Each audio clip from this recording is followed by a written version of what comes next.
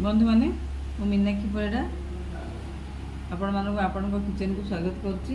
मुझे आपण मानक नेउटिया शागर पकोड़ा कर देखेबी कारण एबे तो खरा दिन नेउटिया शाग बहुत मिलुथिबो।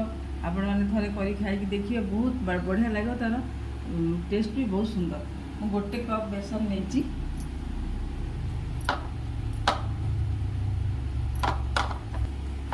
देखो मुझे गोटे कप बेसन नहीं गोटे बिड़ा शाग आते सुजी देवी सुजीटा क्रिस्पीनेसटा बढ़ेब। अधा कप सुजी देती यही कप रे गोटे कप बेसन आ अधा कप सुजी मु देती।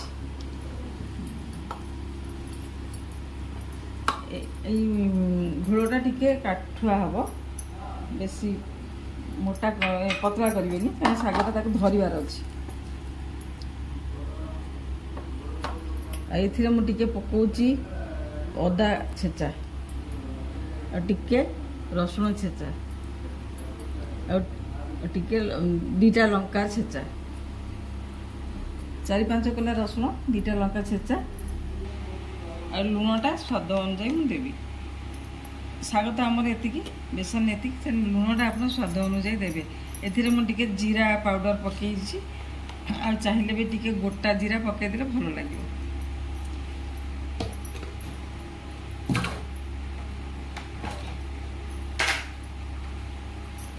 गोटा जीरा टिके पकईदेली लुण पकईदेली लंका तो आमर पड़ी लंका गुंड जब आप बेस राग खावा चाहिए ताहले लंका गुंड देवे।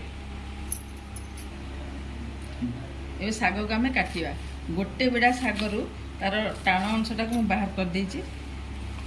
कलिया कला जिनस देवे टाणटा रही भल लगे छाणीदे टे से काठी काठी भाया लगे। शागटा टे गुंड गुंड कर काटी नेबे।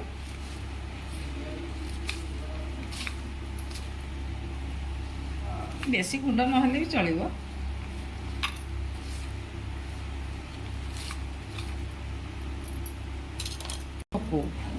पकई दे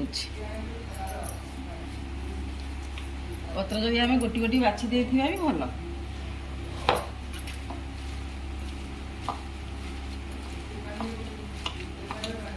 शागर या देख गोलेदेली शागटा पानी जिनस आम यहाँ काठुआ कर गोलेले पानीटा फाटिब।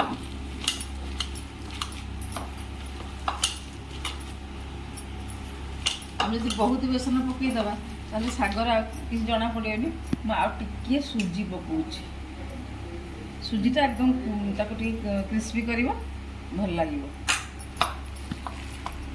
आपण मैंने लंका छणा चाहूथे छाणवे गोले होगला सब जिन पड़ला आप देखिले आपको छोट छोट गुड़ा कर पकई शागटा सीझार अच्छी ना बड़ बड़ पकईले भितरटा कंचा रही। यदि आप चाहिए भी एमती चेप्टा चेप्टा भी कर पियाजी टाइप पतला करदे पानिया हो पानी फाटी छोट छोट गुड़ा पियाजी टाइप कर दिंतु से रहा।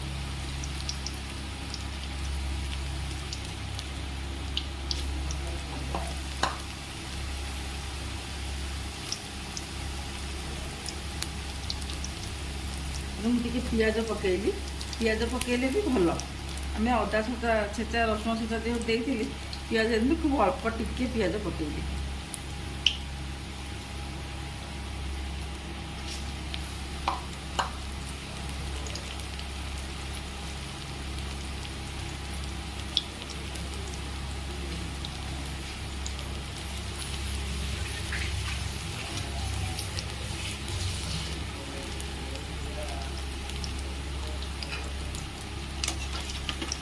तापर आप तल उपर कर दिंतु देखते केते सुंदर आसी ग्रीन ग्रीन भी दिशुव ब्राउन भी लग दिशुव। आप टेस्ट करेंगे तो कहे केमती लगे। शाग तो आजिकल ये नेउटिया शाग बहुत बजार में मिलूँ। यहाँ मुझे आम घरे शिखी मो आई बहुत करती। आप निजे खाइबे अन्य खुआइबे। आम जिते प्रकार भगवान जिते जिन सब किसी ना कि गोटे जिन या सब प्रकार टेस्ट जिन आम बाहर जो पकड़ा खाऊे এই ଜିନିଷଟା ଆମକୁ ତ ବାହାରେ ମିଳୁନି ନା। ଏବେ ଦେଖନ୍ତୁ ହେଇଗଲାଣି, ଏ ଛୋଟ ଛୋଟ ପିସ୍ ଗୁଡ଼ାକ ହେଇଗଲାଣି।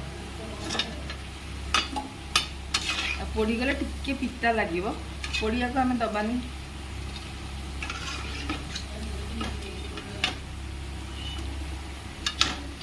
ଟିକେ ବ୍ରାଉନ୍, ଅଧିକା ବ୍ରାଉନ୍, ଟିକେ ବ୍ରାଉନ୍ ହେବା ପାଇଁ ଆପଣ ଦେଖିବେ। ଶାଗଟା ଭିତରେ ସିଝି ନଥିବ ଯଦି। ମୁଁ ଆପଣଙ୍କୁ ପିଆଜି ଭଳିଆ କରିକି ଦେଖେଇଲି, ଆଉ ପକୁଡ଼ି ଭଳିଆ କରିକି ମଧ୍ୟ ଦେଖେଇଲି। ଆପଣଙ୍କ ସୁବିଧା ଅନୁଯାୟୀ ଯେଉଁଟା ଭଲ ଲାଗିବ ସେଇଟା କରିବେ।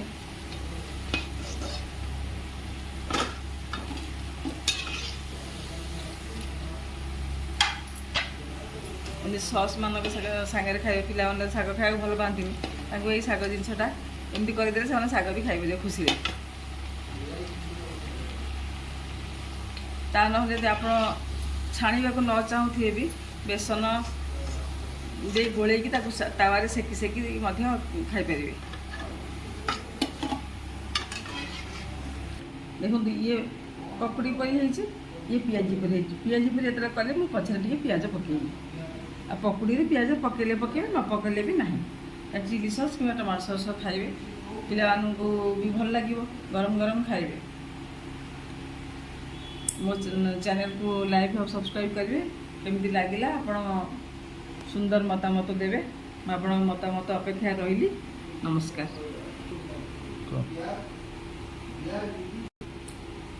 ଏବେ ଆମର ନେଉଟିଆ ଶାଗର ପକୁଡ଼ି ଆଉ ପିଆଜି ପ୍ରସ୍ତୁତ ହେଇଗଲା। ଇଏ ହେଲା ଛୋଟ ଛୋଟ ପିସ୍ର ପକୁଡ଼ି, ଆଉ ଇଏ ହେଲା ପିଆଜି। ପିଆଜ ଯେତେବେଳେ ମୁଁ ବନେଇଲି ସେତେବେଳେ ସେଥିରେ ଟିକେ ପିଆଜ ପକାଇଦେଲି। ଆଉ ପକୁଡ଼ିରେ ପିଆଜ ଆପଣ ଚାହିଁଲେ ପକାଇ ପାରିବେ, ନହେଲେ ନାହିଁ।